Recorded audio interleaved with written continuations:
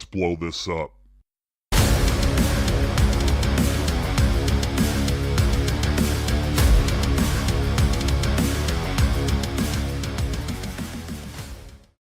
Look alive, Bomb Squad. We are back for another episode of Let's Blow This Up Live. I am your host, Jason Sircone. I am damn glad to be back with you this evening. It is June 26, 2024, and we have an excellent guest joining us tonight. Anika is one of my longtime friends here in the podcast space. She's bringing a lot of wisdom, a lot of knowledge on the communications space, the AI space, and of course, the podcasting space. You might have noticed a little bit of a theme developing here. It's because everybody's doing podcasting. Why aren't you? So let's get into it. I am pleased to welcome to Let's Blow This Up Live, Anika Jackson. What's up, Anika? Hey, Jason. Great to see you. You too. Pleasure to have you here on the show. Great to reconnect with you. Catching you at home, which is, I'm learning, very hard to do. Much like Simona Cosentini, who joined me last week, hopping the world. It's a thing. I wanted to travel more this year, and now I'm like, wait, be careful what you wish for, because I'm traveling. Apparently, for me, I don't get to do all these great, huge trips that you ladies are doing, but tomorrow I leave for Charlotte for the Empowered Podcasting Conference. And I'm pumped. I haven't really gone to a podcasting conference in a couple of years. I haven't really done a ton of traveling either. So I'm looking forward to getting on the road, and I don't know, audiobooks or podcasts will be consumed in the car, little mobile university, but it's going to be fun. Where has your travel been taking you lately? Ooh, let's see. I have been. We only have an hour here, so. Well, in the past few months, I did a little trip down the West Coast, starting in Seattle, Oregon, and then Northern California. I've been to DC to talk to Congress on behalf of small businesses with Intuit and the needs of small businesses for AI tools and infrastructure. Then I was in Philly working on my MBA, which also has a specialty in AI. You'll see some themes here too. And then I just took my daughter to Vancouver to check out a university and see some family on the island. Next, I'll be in Athens, and then London, then Vegas for an AI conference, and then Podcast Movement in August. So really excited about that. I wish I were going to see you this weekend. That conference looks amazing. Yeah, like I said, if you with all this travel you're doing, if you wanted to get crazy and tack on one last minute trip, this would be the one to do. I'm going to enjoy being at home for a minute.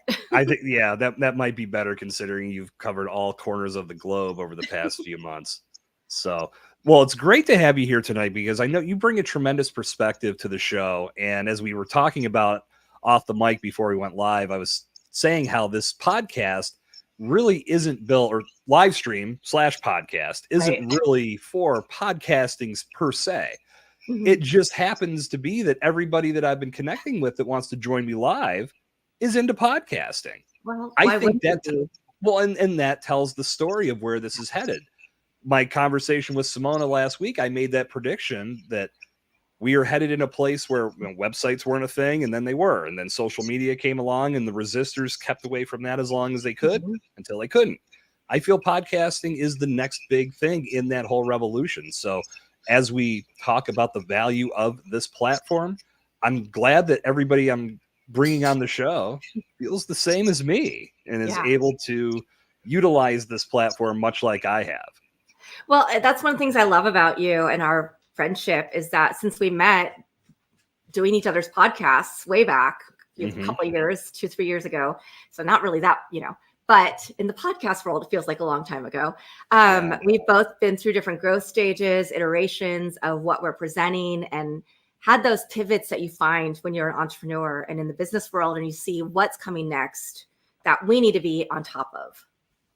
Absolutely. And where I see podcasts going, especially for businesses, this is actually the panel that I'm going to be leading when we're in Charlotte this weekend, is this social media that we're living in, the social media world that we live in today. It's changed so much, and it's become so algorithm driven, and it's become so ad driven that we can still utilize it to build relationships for communication, but we're still going to be looking for better ways to make those connections, not just with our audience, but with the people we're collaborating with. And that's where I feel podcasting stands out, because we're a prime example of that. We met because of podcasting. We did guest swaps. We collaborated on each other's shows in the past. Here we are doing that again. And this is the beauty of our industry, is that we always get to make those connections and build on the relationship, but at the same time, create great content for everybody that's tuning in. 100%. I learn something. I get inspired every time I have a guest on one of my shows. And it really is the way of the world, because some of the things, not to get like off track and go into the world of digital ads, but I do teach digital media at USC. So, you know, on one hand, we have Facebook is really trying to lean into getting younger audience members back. So the tactics that they're taking with, they're promoting reels, they're promoting different kinds of content that they hope will get some of the younger audience back from other platforms. Yeah. I hear from some of my students, Instagram is paying, like giving companies big rebates to do reels for their ads, because they're, again, trying to go more into the video content. So we see this landscape constantly changing. Nobody can stay on top of it. You know, they're trying to get new audiences, but they're just taking from audiences they used to have and taking from other platforms that they have. Yeah. And podcasting is kind of an equalizer, and you can see like little mini snippets on social, but you can watch full episodes if you feel like watching something, or you can listen to it like we were talking about when you're driving to that conference. You can listen to all your favorite podcasts. And this is the new networking. This is like the best networking I've had. I get to speak to amazing experts I never would have had access to. I get to learn from them, and then I get to share that with my students. And I get to, you know, think about like, okay, what do I want to do next? How do I want to engage in this industry? That's powerful. It really is. And the whole networking aspect of this, clearly we're back into real world scenarios, real life scenarios where we can get together with people and the government's not mad at us for doing so. Right. But this whole world of digital networking and digital connection became so normalized because of COVID. And I always try to find the silver lining in everything. I feel that was the biggest silver lining, at least in our space, was the fact that this became so normal. It became such a thing to do that, you know, for me personally, this is the only form of digital networking that I like to do. When I try to go to those big Zoom meetings where there's like 50 people on, and then they try to do little breakout rooms, holy shit, is that a mess? I'm sorry. I just can't do that. I tried it once and I said, this is not for me. I prefer to be in person with those kinds of groups, because that's always where the magic was for me before COVID. I loved going out to networking events, meeting new people, sharing what I do, sharing my passions, hearing what ticks or makes everybody else tick, finding if there's any synergy there. I feel you can get more from that in that real world in-person environment, but with podcasting, because it's built around engaging conversation, telling good stories, it really comes out in this environment and allows us to build on relationships that were either, you know, maybe just slightly developed before, but now it could be embellished to the biggest degree. And it's so hard to not take advantage of that in our world today. It's the only, and I always preach this. I'm a big believer in integrated marketing strategies. And, you know, if podcasting is the only format that gives you everything. So you get the video, you get the audio, you can create snippets for social media, you have blog posts, transcripts, you have newsletter content. Somebody else is sharing it. So they're creating backlinks to your podcast from their website and their social media platforms. You are being seen as a thought leader. You're showing your guest as a thought leader. And you're just engaging in so many different things that we all think about, all these buzzwords that people talk about with, you know, oh, we all have to be thought leaders. We all need to show up this way and that way. And podcasting is the only way to do that and get content that goes across the whole integrated marketing strategy and system. You're a woman after my own heart, Anika. That's a big part of the business model of Bombtrack Media. It's digging into this content and maximizing it as much as you possibly can, because more than likely you're trying to create a presence on multiple channels. And if you have to constantly put yourself in creation mode, to where today I'm doing a podcast, tomorrow I'm writing my emails, next day I'm writing blogs, why not simplify the process?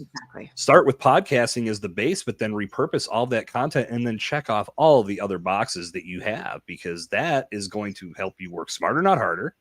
At the end of the day, you're going to give yourself time and reduce stress. That's pretty 100%. Big in our world these days. And I want to flag, yes, Jay, 100% in person is always a great way to network. But I also would not have met 99% of the people I've met through podcasting if it weren't for this format, because we don't live in the same places.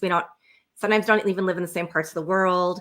I wouldn't be able to bring on experts who invented, the personal virtual assistant that Siri and Alexa are based on. Like, I wouldn't have access to those type of people. But I will say that tie-in with AI is huge because it also helps simplify the way that we market and streamline our processes for podcasting. I don't know what I would do if I didn't have tools that helped me create reels. You still need to have the human editing, make sure that they actually make sense and look good. But it's so fantastic to be able to take content that we created and then use a tool. Okay, create this, create that. I'm going to do a little bit of zhuzhing with it. And then now I have all of the stuff and take up so much less time. We talked about how we both have virtual teams in the Philippines, which I love. And, we also have team members here, but it's really great because it just shows that we truly are a global economy. And there's so many people with talent out there that we can now work with because of this format. Yeah, no, you couldn't be more dead on with that. So I want to say, Jay, welcome to the show. Glad you're here, my friend. To everyone else in the Bomb Squad watching Anika and I tonight live, please drop some comments, drop a hello. Would love to feature any questions that you might have for Anika and myself to answer. And as we continue down this path with everything you've been doing, Anika, obviously, like you said, the AI is a big part of it. But before we go any further, why don't you get the Bomb Squad caught up on who you are, what brought you into podcasting, and if there is enough time, go into all of the great things that podcasting has done for you in recent times, because I know that list is pretty extensive as well. I'm trying to condense the story. So I grew up in Kansas. I was really into music and bringing people together. The collaboration and connection has always been a big part of my life. And it started on the dance floor, and it started out promoting DJs and clubs and events, starting to throw my own, have a zine, bring people together for dinners, and then moved to Chicago where I did the same thing. And then LA, I've been in LA 3 times. In between that, I also lived in San Francisco and in Houston. And all of the places that I've lived, I had this connection point of how do I get people together and get them involved and create some, harmony and synergy and some really cool things where people can come together and share ideas. And when I lived in Houston, I had a radio show. It was digital and it was terrestrial radio and it was Facebook live streamed. By the end of the show, we had commercial. Our last studio, we had different sets we would move to for different vignettes. We'd bring on different co-hosts and it was really fun. And then I moved back to LA. We did a little bit virtually, but it wasn't as good. And at that point, I discovered podcasts, maybe, a little late. So this is 5 years ago. I started really getting more into podcasts, started being interviewed on some podcasts, and then had the opportunity to produce and host 2 podcasts for clients, which was really fun until I realized that they really didn't have budget and I was doing all the work and doing all the guests and interviewing and they weren't utilizing it as a marketing tool that I knew it was, because I had a PR firm. I was their publicist, but I'm also running their podcasts. At that point, my boyfriend said, why don't you just have your own podcast? You love talking to people. You love connecting. He's in the film business. So he's like, I'll edit it for you. And then he got tired of editing it. And that's how my accidental foray into becoming a podcaster, and then realizing 3.5 years into the journey, which is about 4 years now, a little over 4 years, but my podcast, November 2020, realizing that isn't a hobby, right? It's not just a side of my business. It is my business. And this is what I love doing. I love talking to people. I love people being able to listen and learn things from my guests. And I love being able to figure out how to repurpose that and bring it to other people. And so that's a very condensed version of my journey to podcasting. So your brand Amplified, as you said, it came together in 2020. Yeah. So in the heart, I guess that probably was pretty much the heart of COVID. And there were a lot of podcasts that came to life in that time frame. But many of those folks did not see it through. Yeah. You are the complete opposite of that statistic because your show is still going strong. And I feel that, man, that time frame, there was so many good shows that started. I think there was a Mhm. lot of people that had these ideas and realized they had a little bit more time on their hands to actually bring them to life. Yeah.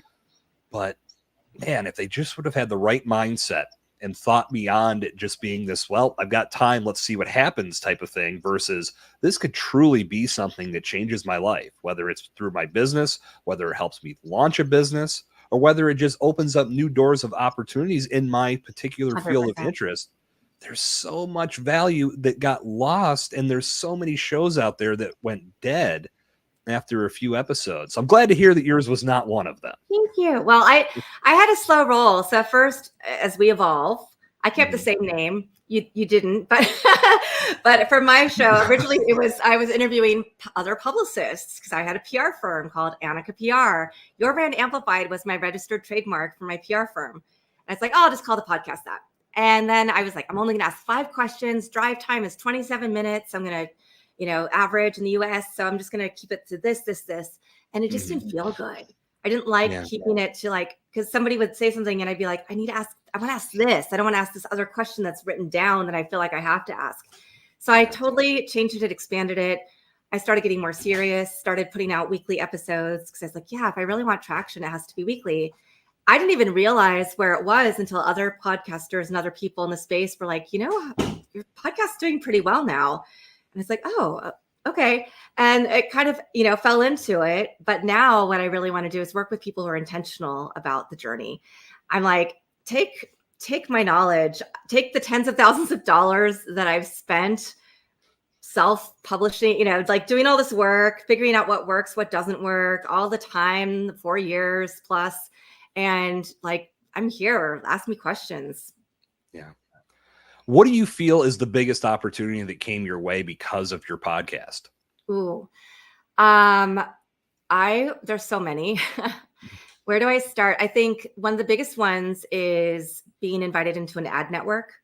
So on my podcast, you will hear ads. And I'm a little geeky because I do teach digital media. And so I teach people about digital advertising and marketing. And so I love the fact that it's now like a little test ground for me. I can say, why is that ad on my podcast? I mean, it's a big network, right? Be like, oh, I think it's because that guest is from this part of the country and that's a product that would be popular there. And so I get to kind of do my own research on my podcast by listening to it and listening to the ads. And that creates some revenue for me, which is fantastic because a lot of us are small entrepreneurs and businesses who are self-funded and we don't have big companies or celebrity names attached that are funding what we're doing. I have had sponsors for my podcast, and one of the sponsors is helping me get to podcast conferences. So that helps underwrite some of the costs. Then there's also this benefit of being able to teach my students because for a digital media management program, the masters, you have to do a capstone project. And for that capstone, it has to be a digital product. So a lot of them are going into podcasting, and it's great to be able to mentor my students and inspire them and show them you can do this. And not only can you do this, but you can make this a business, right? You can make this something that that you are really passionate about and also really enjoy and can make money at. And the making money part, it takes a little longer, but it is there. USC also has a minor in podcasting for the undergrads. And my ambition is to have a full-fledged podcast department. Some other podcasters there and I we want to do a fan fest because a lot of the podcast conferences, they're for industry. They're not for the fans. And so we want to do that. Our ambition is to do that in the next couple of years on campus. So hopefully you'll come out. Hell yeah. So there's so many things, so many directions I want to take it in, but it has opened up a whole new world of possibility of connections. It has opened my eyes more to just using AI as a tool for my podcast to this whole big world of AI and how every business needs to embrace it, no matter what your business is, or you will not be in business, period. I agree. It's reality. Yeah. Well, I'm talking about the whole podcasting thing and that being another pillar in a brand's whole component of growth and communication. You can't resist AI in that same respect. It's got to be utilized as well. But quick thing I want to say before I'm going to put a question up from Yeah. our friend Jay. I love that idea that you're actually looking at the fan side of it, because I think, like you said, a lot of the conferences that we see are all geared towards helping podcasters be better podcasters. In a major way, that does impact the fans, because now if people go to these concerts, I keep calling this thing a concert. Keep going to these conferences. You know, I've been doing it for 3 weeks. it'll I be keep the calling same. them concerts. I don't know where this is coming from. But if people keep going to these conferences and learning how to be better podcasters, how to tell better stories, how to utilize it for more active communication, that's going to bleed into how they produce their content, and ultimately 100%. the fans win. But to gather all the fans together in that perspective, that's a really cool concept. And if this ever becomes a full-blown department and you need professors, maybe a move to USC is in the cards. We'll see where that goes. But and before you ask your question, I will say it's not, I'm not going to take credit for the idea. It was Imran from Great Pods who has this idea. He's doing an incubator at USC Marshall, and we met at Podcast Movement Evolutions. And I'm like, yes, let's put this together. This is amazing. And so, yeah. Okay. You're now going to have to be on the committee, Jason. All right. Yeah. Please do not forget. We'll definitely stay in touch on that. So Jay asks, what were some of the challenges you faced rebranding? And I actually could speak to this too, but the stage is yours first. Honestly, I didn't really have too many challenges, because when I was only interviewing publicists, it was still a side part to my business. I had like 12 employees, benefits, the whole thing. So it was really, really busy and crazy. And I just fit podcasting in where I could, because I already had Your Brand Amplified as part of my business name. And like Evolution of Brand was your podcast. I was able to evolve it to just really talk about brand.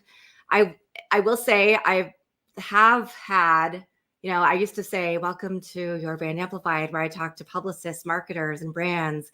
And now I've changed that, and it's evolved, and that I have evolved that, because I was like, I'm really talking to people who've built brands. I'm really talking to business owners. I'm really interviewing people who've done really cool, amazing, crazy things. It's not just marketers, publicists, and somebody representing a brand anymore. And so it kind of evolved naturally. And that's, I think, where the sweet spot came in. And that's why it got more traction, is because I like to have like really natural conversations.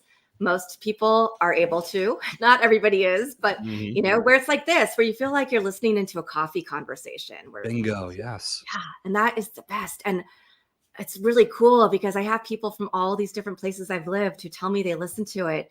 And that just inspires me so much more, because they don't need to. I'm not, they're not like my best friend or my mom, who I hope are listening to it, which I don't actually know if they are. But I love hearing that people actually listen to it, because they're getting what I hope that they're getting out of it. Yeah. To speak to Jay's question, for me, it wasn't really a challenge. It was this feeling inside. And I was at a crossroads, and you mentioned my show was Evolution of Brand. I remember when that got rolling, I was into that so much that I'm like, this is the show. This will be the show I run until I fall off the chair and they take me off the air. But as I kept going forward, it started to be this thing where I'm looking at numbers. I don't get too bought into that. I'm more invested in the whole networking part of it. But thanks to Podmatch, I was so far ahead with content, with what I had in the bank. And then where I had to make the decision was I was looking at my upcoming schedule. I had, and I'm not making this number up, 43 interviews set up to go. And I can't. I knew I needed to rebrand my name, like my business name. My podcast, as much as I was loving it, was not speaking to what I do. And it wasn't allowing me to have the right kinds of conversations for me. I was enjoying the fact that I was expanding my knowledge base, because I was meeting all these different people where they were and bringing that onto the show. But it made it a little less specific for my audience, because one week we're talking about branding, and then the next week it could be about, I don't know, like, God, it was all over the map. Right. But that's, see, and what didn't work for you and your show and where you're going works really well for me. Sure. It does, and that's the thing for me. Yeah. I looked at everything I had lined up with all of those upcoming Yeah. interviews and guest appearances. I will literally have content for a year. Yeah. But if I'm not happy producing it, this is not going to. I'm not going to have a good time. And that's when I made the decision. I have to make the pivot now before this crop of interviews gets started. There's no point in wasting anybody's time. Right. I was also facing the decision of I'm going to have so much content banked, I might have to go to 3 episodes a week because I've always felt that it's unfair for a guest to come on a show and then their interviewer or guest appearance doesn't go live for months. I mean, I think I've been in situations where my rule of thumb is always 3 months at a max. If I can't get somebody's interview out in 3 months, I have to adjust things on mine. That's just my personal standard. Well, but I've done appearances where I didn't get anything out for like 6 months because one was a year. I forgot I even did it. And the problem with that was I'd already changed, pivoted, and then it goes live, and now that's irrelevant. So I've done a couple of those, but I will say same problem for me. And Podmatch started it, but then all of a sudden these agencies found me and people started, reaching out to me and just pitching me via social media, LinkedIn, finding my email, finding my like personal email all over the place. And so I'm booked through May of next year. There you go. But what I do promise people now, and it used to be that I would do the interviews really fast and then it'd take a while to get them out. And so now, and I have moved to, right now I'm doing 3 episodes a week because it's summer, but I have moved to 5 episodes a week. There you go. So because I have so much content, but it's all content I want. I love speaking to all these guests and that this is what I'm like, this is my business now. Yeah. Right. But I will say for Jay, one thing I have done is I've started another little thing that I'm launching in July called the Promote You podcast. It's going to be just people leaving me voice memos, people who are in my network. So I just want to say thank you. So you can leave me up to a 10-minute voice memo of your promotion and I will put it on my same RSS feed. And so that fills some of the gaps in too. If I don't have 5, right, over the summer, I'm traveling, I don't have 5 episodes. I have like 3 a week. So I can put that out.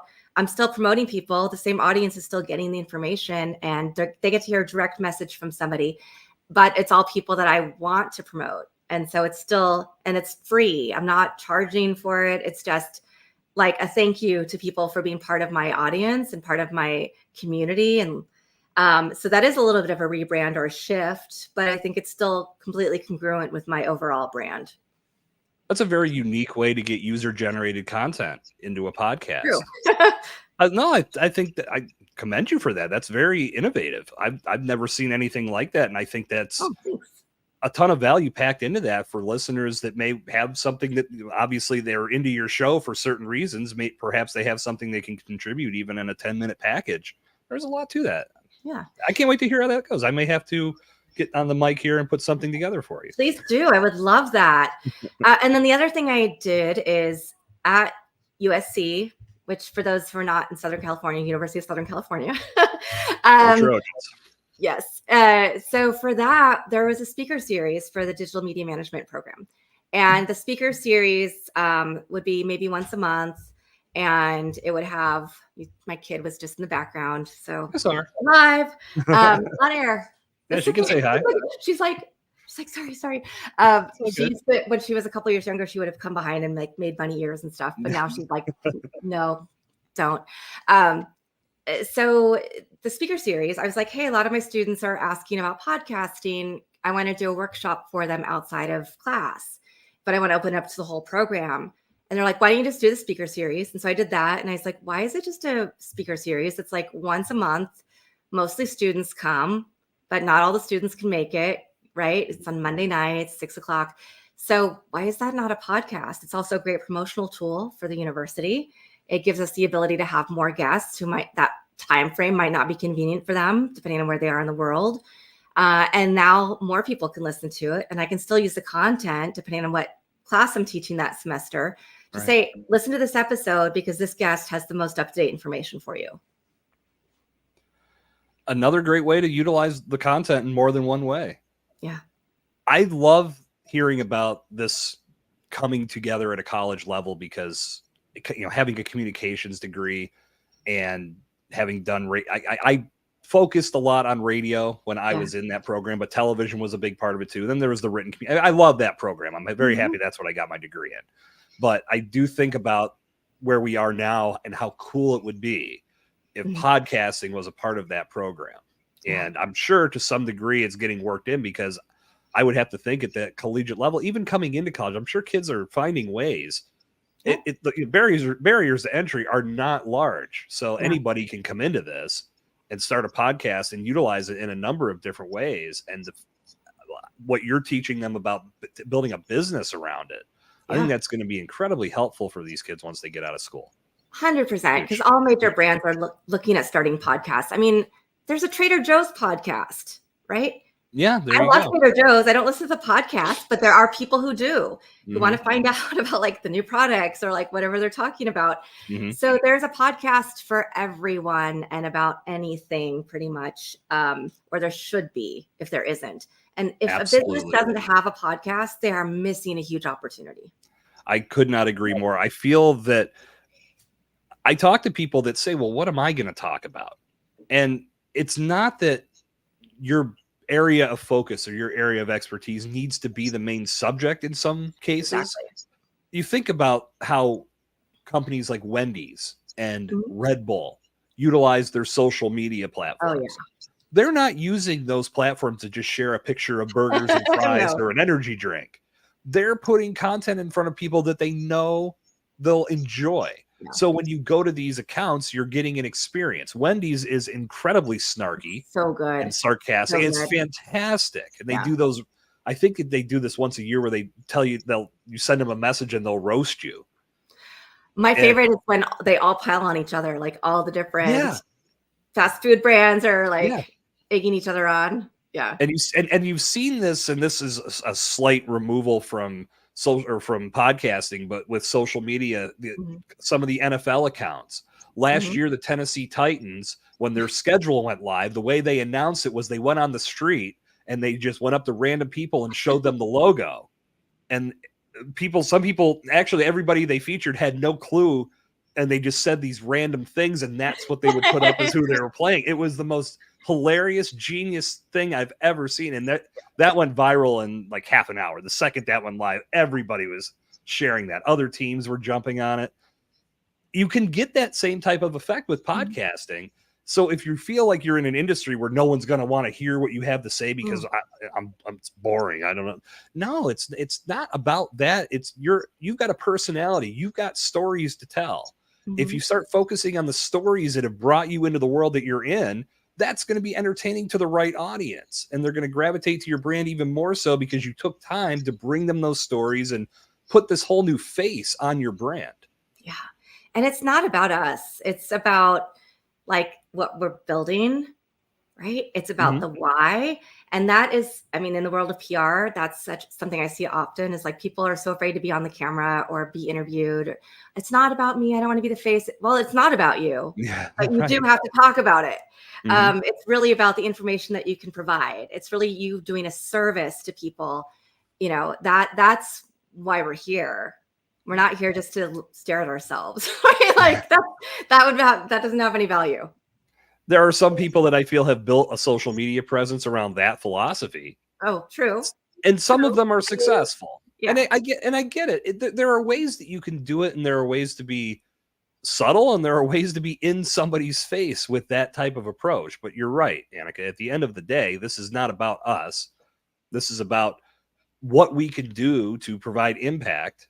But that impact falls on the audience. And if we can bring them into our orbit and give them a welcoming environment to be a part of, and we're building a community around that speaks volumes. And that's going to carry your brand into the next level and beyond, because those people are going to then become your advocates and start talking about you and telling people they need to listen to your podcast and check out your brand or do business with you. Sky's the limit. But if you don't take time to find a good way to put a spin on this story that's going to attract people to you, you're going to get lost in the shuffle. Couldn't have said it better. And I think there's also the people who are like, well, podcasting is oversaturated.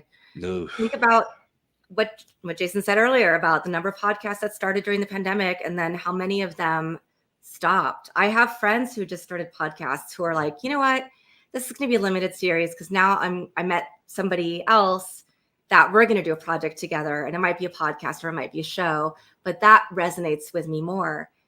That's fantastic. I mean, this is my third podcast because I had the 2 others for clients. Those are still running. You can still listen to those episodes. They're, great, but yeah, same thing when I did Evolution of Brand. Those are still there. Yeah. I don't really push people towards that because that was just in a different chapter of my life and my business. But that's something that anybody wants to go listen to. It's there for their consumption. But that's their choice. Yeah. Yeah. The other thing that I really love. So this is the first year I've gone to podcast conferences because truly it was like last fall when I was like, I think I need to take this more seriously as I'm a professional podcaster now, not just a hobbyist. But I got to speak on one of the littler expert outside stages at Podcast Movement Evolutions. And then I'm speaking on a bigger stage at Podcast Movement in August about AI tools and how they're revolutionizing your content for, all the things for podcasting.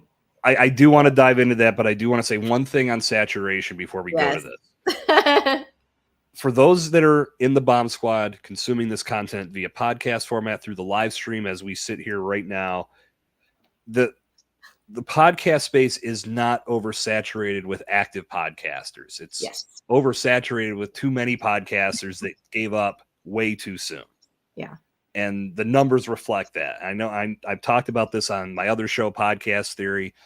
If you're thinking that you don't have something to bring to the table because somebody beat you to it, they haven't, because you still have your own unique perspectives that you can contribute.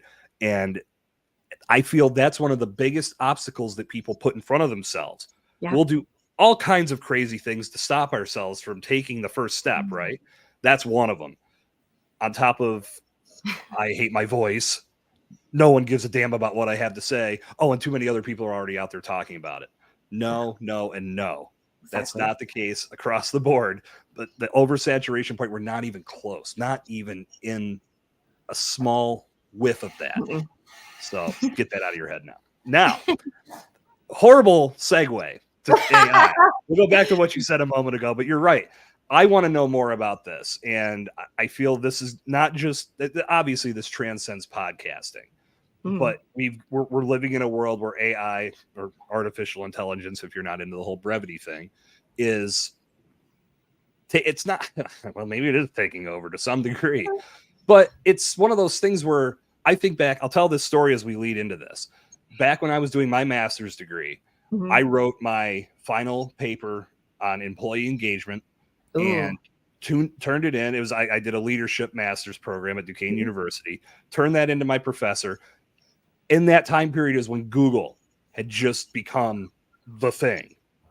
And I was using Google along with sources from the library, but I leaned more towards what I was finding on Google. And it wasn't that I was going to uncredible websites. Right. I was finding legitimate information that I was including in my research. And when I turned in my paper, I got my grade back and I got an A-.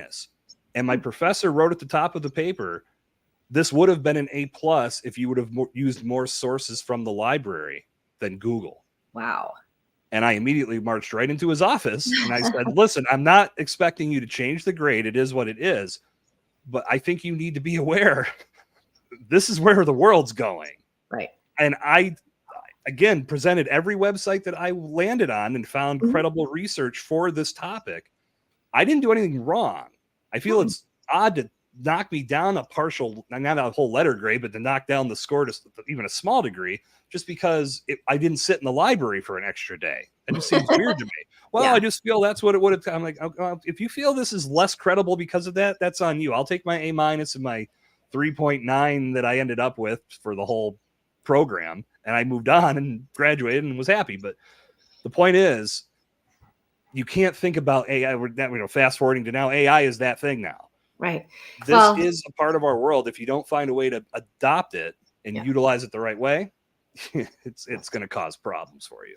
think about having to handwrite everything, right? Mhm. Or print by typesetting each letter and then moving that into different methods of copying, Right. printing. Now we have these laptops that we're on and we're able to type on them and send messages, or our phones. Same concept. Uh, for a lot of my students, interestingly, because they are in a digital media program, they still, some of them don't really want to use AI. And I'm like, you have to. There's no excuse for errors in grammar or punctuation if you can check it on Grammarly, or even if you just use Word, right? That still will find a lot of stuff. But you can have Yeah. Grammarly now as well, which is fantastic. Talk about brevity, just all these little things, these things that are helpful and will help us write better. Um, and AI is not taking away our creative license. It's not taking away our, I know some people could argue that with how you can create graphics and video now, but the creativity still has to come from our brains, Yeah. right? We still have to come up with the concepts. We still have to double check everything. AI is there. It's a tool to be used to help Bingo. some of the menial tasks, some of the things that might take more time, take more money. So then we have more time to do things we really love. Like I'd rather spend my time doing more interviews or creating new courses, doing workshops than, oh my gosh, now I need to come up with, show notes for 5 more episodes and I have to handwrite that. Or Right. so. I feel just like Google was the tool of the day back in the early 2000s. These are the tools now. There he is. He said we are going to hear your dog at some point. Oh yeah. So I thought my mic usually keeps that sound away, but not today. That's all good. So Like I said, we're a live environment here, so dogs are welcome as well. But Google was that tool yeah. 20 years ago. Now AI is that tool. Mhm. And if you use it the wrong way, irresponsibly, and you just fire in, hey, give me 5 paragraphs on A, B, and C, and then it Right. spits it out, and you just copy and paste that, and you don't finesse it, you don't take time to add your brand voice to it. Exactly. Sometimes I look at something like that and it sparks some ideas, and I can take those ideas and I can rewrite. Like that's the last couple blog posts I've written, I got the start from ChatGPT just by putting in some very specific prompts of what I was looking for. And some of it was dreck. Some of it was just over word vomit, word salad, because that's what it does. Sometimes I'll put that in there. Please use really big words just to see what it spits back at me. And some of those are hilarious. That is But always, yeah. well, that's never the final product for me. Right, That's right, just the right. start of it. And then I take that and I massage it and I finesse it and I put my voice into it. I add my own little layer of sarcasm or something that's more matter of fact. And that's what my readers see, whether they're consuming show notes, blog posts, you name it.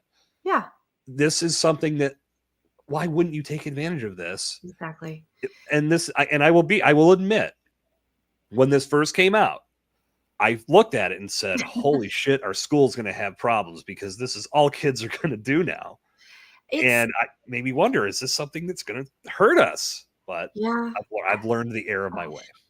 I mean, there are going to be people who misuse it. I can tell when a student has written a paper that they're not attributing AI, but they've clearly used it because it's really generic. They have no examples. They have nothing personal in the assignments. It's very obvious.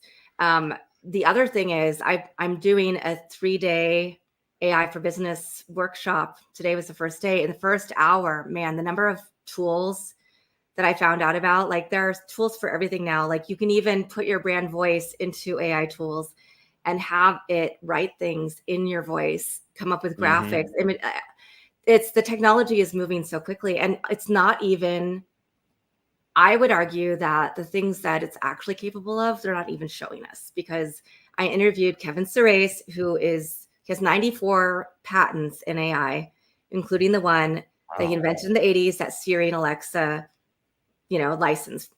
And the capabilities he programmed that virtual assistant with in the 80s, it's far more capable than anything we're using them for today. Wow. So that's wow.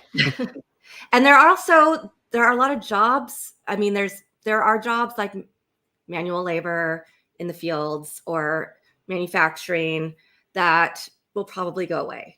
There are a lot of other jobs that are being created. There are also jobs like we don't have enough radiologists, and you can use computer vision to be able to detect disease, right, in scans.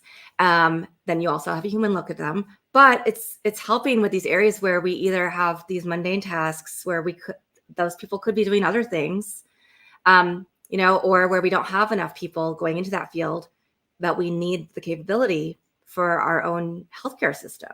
So there's so many different implications and ways that it's really a great tool to be utilized. There are a lot of jobs being created that people like data translator, the person who takes the ideas of the executives and knows business speak and knows IT speak and can translate information between the two. I didn't even know. I just found out that was a job, right? There are all these other things that we can do, capabilities and freedom of expression that I think we'll be able to find because of these tools. I agree 100%. I feel like, to loop this back to podcasting, we have so many opportunities to create content. And we've talked about this already, the repurposing aspect and how it can check a lot of boxes and cover a lot of marketing and branding initiatives that you have within your business. So if you're utilizing a podcast for one part of it, it can essentially be used for all parts of it. But that repurposing can take time. Yeah. And if you're going to sit and make all your video clips, you can get AI assistance with that now. Yeah. If you're going to write blog posts for every episode, you can get AI assistance with that now. So think of the time that you have put back into your world that you can utilize for more creation. Mm-hmm. Or people might just think I'm crazy, but you could take a break. Yeah. You could walk away from the microphone for a minute and actually recharge your batteries, because you're not chaining yourself to all this 100% human-made creation. Again, not saying that you copy and paste everything it gives you, but when you get that framework, it makes life a lot easier for you. And like, I think of a copywriter, a very skilled copywriter can churn out so much more in regards to really, really good copy, because they have a tool that's helping them at least get the ball rolling, instead of staring at a blank screen for a minute and figuring out, what do I come up with to get the show started? Yeah, I can utilize ChatGPT, and that's some of the fun for me, is just manipulating the prompts. Just start with a basic idea. Okay, well, now add this to it. Mm-hmm. Okay, now add this. Okay, remove this, but now put in a little, you can get in there, and the more specific you get, 100%. The more it's learning exactly what you want. I mean, that's the level we're playing at right now. That's going to only continue to get more powerful, more intuitive. So if you can start figuring that out now, it's going to make your life so much easier on personal side and professional side. Exactly. And I think there's going to be a lot of companies out there that are going to be looking for that type of experience when they look at resumes. Yes. How have you utilized this in your world? Because we are starting to become a company that's adopting these principles. We'd like to have people on board with it. The other thing is, in Simplified, the platform that I use to create a lot of my content, I have put my own voice in. So it has a thing where now you can do your own AI voice. So it has you read the same paragraph, and I can give it prompts to, type in something and say, okay, do this. And that's really helpful, because I've had an upper respiratory infection off and on for like 6 weeks, and I lost my voice for like 2 weeks. I saved it I had to cancel all my interviews. I saved it just to teach class. And even then it was barely there. I barely made it. But if I had used that, I could have used that tool during that time to create content for me, so that I still wouldn't lose that flow, right? Or I could have had it do my whole presentation for my classes if I thought about it, but I hadn't thought about it that deeply yet. But there are all these things that we can play with and try that will help us. So if you want to take a vacation, right, you could have all of your content created for the next 2-3 weeks, and then feel really good about being able to go take that break, because we don't take enough breaks. I know. That's why when I said it, I felt like people might be like, what? You can do that? and it's funny, we had this conversation in one of our communities. It's on the podcast morning chat, or podcasting morning chat, and we were talking about this. idea of taking a break. And sometimes people do feel guilty for doing so, but in not doing that, they're burning themselves out. This is one of the big reasons why I look at seasons as the best way, especially for a brand new podcaster coming into this.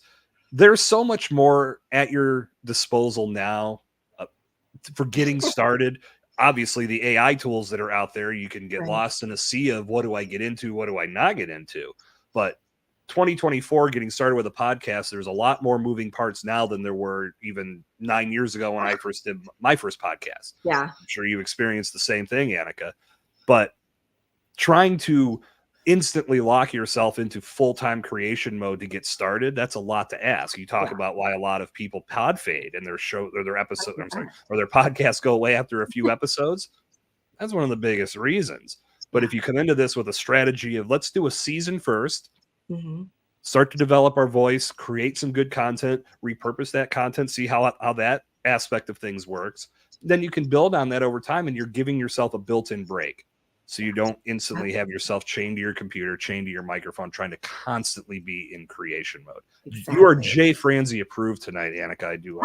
Thank you, Jay.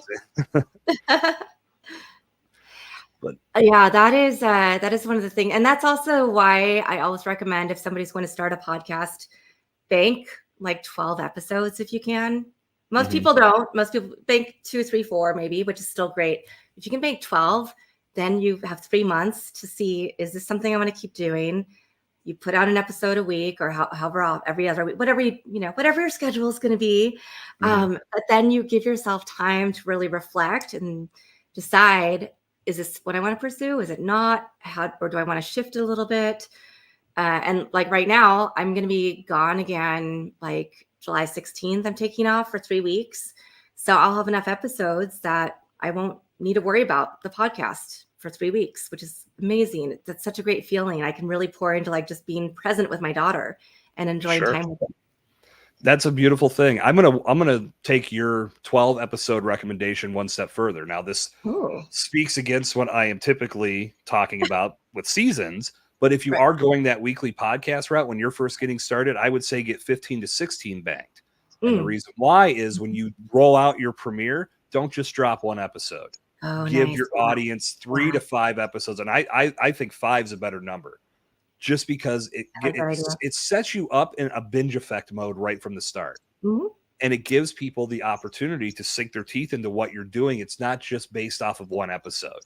So whether you dump all 5 at once as the world premiere of your podcast, whether you do 1 episode a day over the course of 5 days, it's your choice. But you're ultimately giving your audience much more to consume right out of the gates than just that 1 episode. Because more than likely, if you've been doing it right, you've been talking about this podcast a lot. So you're promoting and you're marketing and you're putting all these messages out into the world that this podcast is coming. But then you just roll out 1 episode. Kind of a lackluster launch. Roll out at least 5, but then if you do bank 15 to 16, maybe even more, you've got enough in the bank to still do what Anika said, as you said, to roll out the red carpet for a good few months and give yourself an opportunity to really feel things out and get used to what you're doing. You don't put yourself in a deficit. You still have content to pull from. Jason, that's so smart. I love the idea of bingeable, because we all do binge content these days, right? Right. I just think about like, on our last trip, my daughter and I we finished like 3 shows, a season each of 3 different shows, because we're gonna watch this show. Okay, now we're gonna move to this show. That's the world we live in now. Like when we have the downtime for entertainment, that's what we want. And if you're gonna listen to podcasts, that listen to them all. I mean, not absolutely. There are some podcasts that go hours and hours and hours. So obviously that that makes it harder. I draw a lot of parallels from the streaming services that we have at our disposal today and podcasting. And that's why I went the season route with what I was doing. I think this past weekend, this past Sunday, my daughter wasn't feeling too well. So we were both big into Cobra Kai. I said, why don't you just watch some Cobra Kai? And I think we ended up getting through like a season and a half because we just put it on and it rolled. And we're getting ready for the launch of season 6. So we wanted to refresh. Not that we don't remember what went on, but nevertheless, that's how people consume content these days. And if you can bring your audience into your world by giving them more right out of the gates, I think they're going to appreciate you a lot more for that. And when you need them to do the things like share it, give you direct feedback, they have more to base anything they say or anything they do off of versus just giving them an episode at a time. So definitely a lot of creative ways to roll content out into the world these days. Yeah. And Jason and I are happy to talk to any of you about them. Oh, yeah. Until we're blue in the face, I'm sure we can keep that conversation going all night. So as we get close to winding things down here, Anika, obviously you tell us about the travels, a lot on your plate. So I won't make this specific to you, but in regards to podcasting, in regards to AI, what's next? What do you feel we should be on the lookout for? Ooh, well, I've mentioned a little earlier. So I'm doing this AI for Business 3-day workshop right now. And the way I see things moving when we're talking about building a brand, customer personas, because when you're building a podcast, it is a brand, whether it's part of your existing brand or a separate business. I really think AI is going to give us those tools to leverage where you can put in, here's my ideal audience, here's what I'm trying to create, and it'll build out whole models for you, financial models, customer personas, how to advertise, platforms, all of these different things. And so I think that's going to make our lives so much easier to really be able to be specific in a world when all these other things are changing with privacy regulations, third-party cookies going away, first-party validation, email validations that you have to, all these things that we have to do as small business owners. Tools like this are going to help us streamline the process, get our content out better, reach the right people much more easily, and help them find our podcasts and find the ones that are right for them and ripe for them, instead of just having to go and search this whole huge database and random podcasts popping up. You know what I want to do, and I'll throw this out to you now, and then I'll talk to Mark Ronick and Nick Nelbach. They started Next Gen Podcaster. The whole focus is on AI for podcasters. I'd like to get the three of you together here on the show for a live forum where we could, mainly you three. I might just lay out and let you guys take over because you clearly know more about this than me. But I think it would be fun to get all of your perspectives. The goals, I'm holding a spot for Nick in July. I just haven't had a chance to talk to him, but I'm going to see him this weekend and see if he wants to come on with me in July.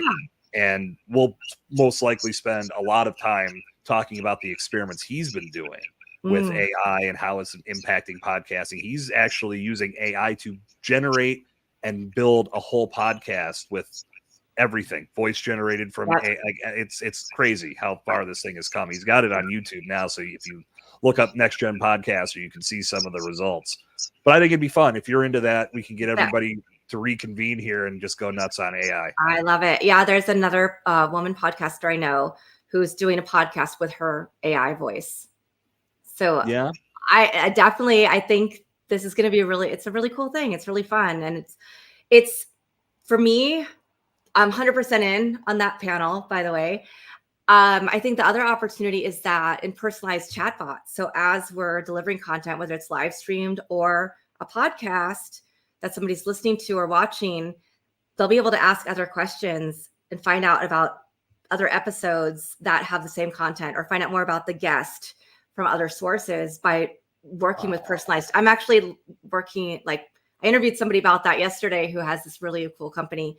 And I was like, that's what I want to do for my website, so that people can come on and search SEO guests, right? Or anything. And they'll be able to pull all those episodes and just get the snippets from all the guests who talk about that topic. So I think that's something that we're going to definitely see happen with AI and podcasting. Because podcasting it's a great search. It's a great way to find information from experts that you never would have gotten to speak to or necessarily heard. Because you probably aren't necessarily searching them up, but you're following hopefully your favorite podcasters, and they're bringing them on for you. So yeah, lots to be excited about. So lots to look forward to. Anika, as predicted, this was great. I'm so glad you were able to join me. And again, catching you in between travels and also on an off night from teaching. Yeah, the only Wednesday I have off the whole summer. Right? Yeah, I knew when you told me. I was like, well, And we're it's locking. We are all for locking you, in. Jason. Yes, Yeah, Anika. I'm glad the weather held up for you because I know. Yeah, for members in the bomb squad that are here in Pittsburgh, we were having tornado warnings, and right when I was about ready to start, a wicked storm rolled through, and I was just completely expecting the power to go out, but we made it. Yay! Here we are. So, Anika, like I said, I apologize. I had your graphic made and forgot to put it in the queue. So you're just going to have to talk this one out. But tell the Bomb Squad how they can connect with you, check out your podcast, and ultimately get more value from you and everything you're doing. Thank you. I'm on all social media, Your Brand Amplified. I'm doing the thing that I never recommend people do. And you can find me on LinkedIn. I'm giving all the, I'm like, giving all the calls to action. Platforms. I'm like, no, just go to later. yourbrandamplified.com. Find me there, find all my episodes, get my newsletter, all my social needs, all the things, because I have a couple different things going on. And I have some new things launching that you'll be able to find out about soon on yourbrandamplified.com. Very well said. Bringing it back to just that one call to action. I appreciate that. Like, I never do that. Why was I doing that?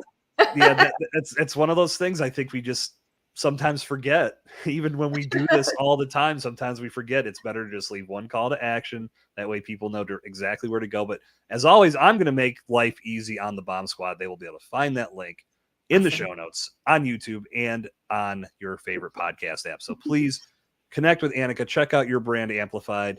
If you dig deep in the archives, you'll find my guest appearance on there from a while back. We're going to have to freshen that up soon, but we'll talk about how we can make that happen.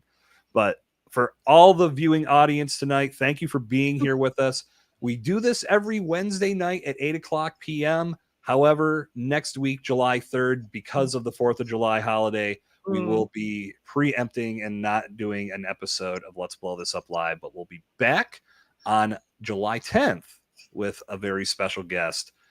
I'm not going to reveal that yet because I want to make sure 100%. I think it's like 99% sure we're locked in, but I want to make, before I start announcing things, I want to make sure we're at 100%. But for especially to Jay, thank you for being a part of the show tonight and dropping some great comments and questions. We appreciate you being here. For everybody else in the Bomb Squad, thank you very much for joining Anika and I here on Let's Blow This Up Live. Enjoy your 4th of July. Anika, again, thank you. You were awesome. Thank you, Jason. And a pleasure to have you here. And we will do this all over again on Wednesday, July 10th, 8:00 p.m. Eastern time. Write that down and make sure you're subscribed on YouTube. Click the bell so you get notified when new episodes go live. Please don't be a dick about this. My name is Jason Sircone, and we are going to sign off on this episode of Let's Blow This Up Live. Until our paths cross again, stay explosive. Have a good night.